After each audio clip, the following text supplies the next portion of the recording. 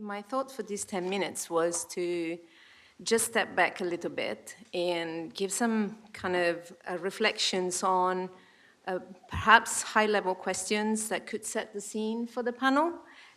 So discussing briefly what we mean by evidence, what types of evidence are being produced out there that are kind of making it through the policymaking process, yes or no, and then perhaps give some thoughts about the complexity of the interaction between evidence and policymaking, and with bearing in mind, research as the kind of evidence that, especially from my point of view, I'm closest to as a publisher, but also challenging the assumption that it's the only evidence we should be considering when we look at policymaking in this big space of sustainable development.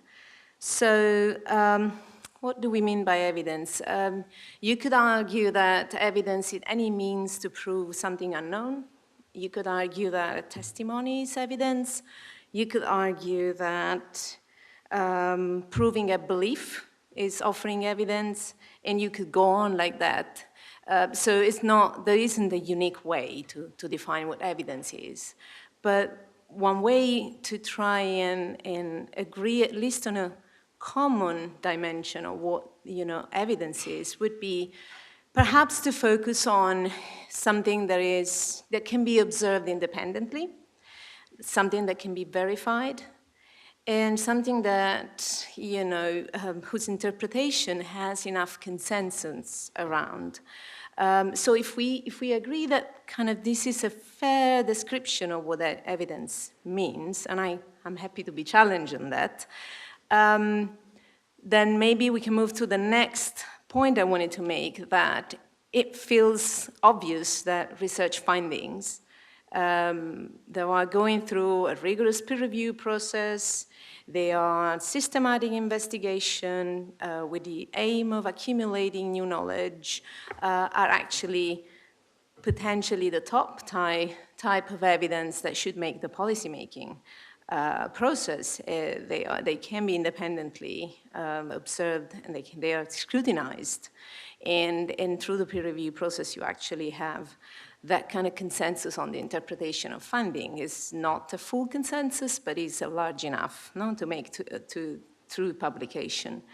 But the question is this the only evidence? And then the question is also, is it making through the policymaking process? And more often, it feels like there is still a lot of frustration among academia, and in some areas of academia more than others, depending on the problem, that this is still not happening to the scale we would want. So let's step again back and think about what other kind of evidences out there, and we can think of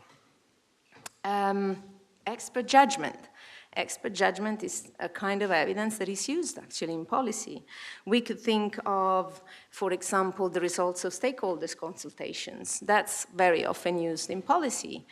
We could think of existing statistics, and that's facts, and facts are the raw material evidence, right? Public deliberation. In some countries, these are ways by which the government is consulting the public, and that also on controversial issues constitute evidence. Costing different policy options is also part of evidence that is considered often in the policymaking enterprise. What else? Evaluation of previous policies. And you can do it with different methodologies. You can do it experimentally, you can do it observationally, and you can do it more or less rigorously. But you produce evidence that can feed into reframing the problem in policymaking. So the question is, do we need all of this together on every problem? Do we still think that research findings are top of the list for any kind of issue that policymaking has to address? And so you can think of healthcare, you can think of clinical trials on one side, and then you can think of social care, right? And decisions have to be made. And what is the difference? Do you still think that research findings are top of the list? And if yes, why are they not all the time making it through, right? So this is leading me to the next point that I wanted to make about this interaction between evidence and policy making that seems to be so complex. But from an academic point of view, in many areas of scholarship, there is still this perception that the best and most robust findings are going to put pressure, because this is robust knowledge, these are the facts, and are going to put pressure on decision makers to act, right? And so that is then, this is the kind of knowledge-based policy model, right? And it's very high on the agenda in the realm of natural sciences when it comes to, environmental problems. Here are the impacts, we're documenting it, right? Climate change is happening. Why are you not taking action on it to the level, given the urgency and to the level required? So that's on one side. And then, on the other side is, maybe policymaking is not that kind of rational, clear mechanism or process where you know at what stage of the process you can step in with the evidence and say, well, here are the facts, and now work on them. Maybe it's a more complex process rather than linear or a clear circle. And maybe research findings and other kind of evidence should kind of influence in a more diffused way. And maybe we need actually that blending of different stakeholders and different forms. And also how much the context and the problem are going to define the kind of evidence you need. So all of those questions make me wonder whether, and question whether what researchers think as policy-relevant research is all the time actually relevant for policy, and whether we need to challenge that kind of presumption. And on one level, kind of accept that maybe we need to hear other voices and engage with other stakeholders before, we can actually make, as an academic community, we can actually make a difference on the policymaking kind of enterprise.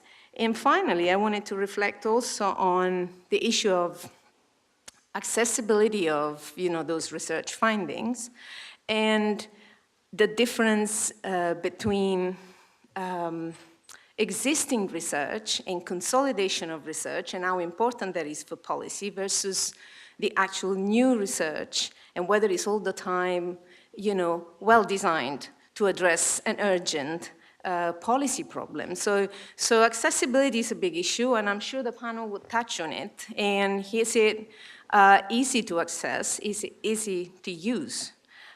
Is it communicated in the best possible way and at the right time? Do officials or policymakers or decision makers, and bear in mind we're talking about people at national, international, but also local level. And so the capacities are not the same. The expertise are different.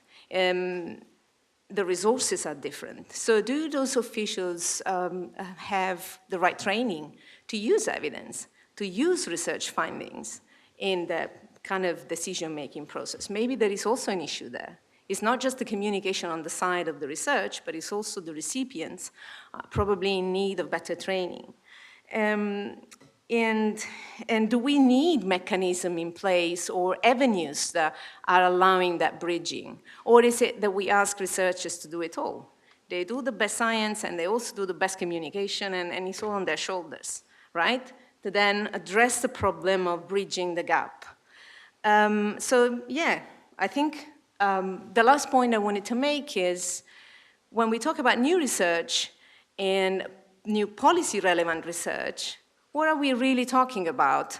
Is it the kind of robust long-term investigation that typically research is producing that is going to influence the strategy of a policy program that is established, that is existing, where we can wait for a few years to have the evidence and then synthesize and then reflect? Or are we talking about the short-term needs of policy? Sometimes decisions have to be made quickly, and research has a different cycle. So maybe here there is, and it depends again on the context and the problem, but maybe here there is need of different kind of research, fast response research, or combined with expert judgment and other sort of inputs rather than the truly typical academic peer-reviewed science. I'll stop here. Thank you.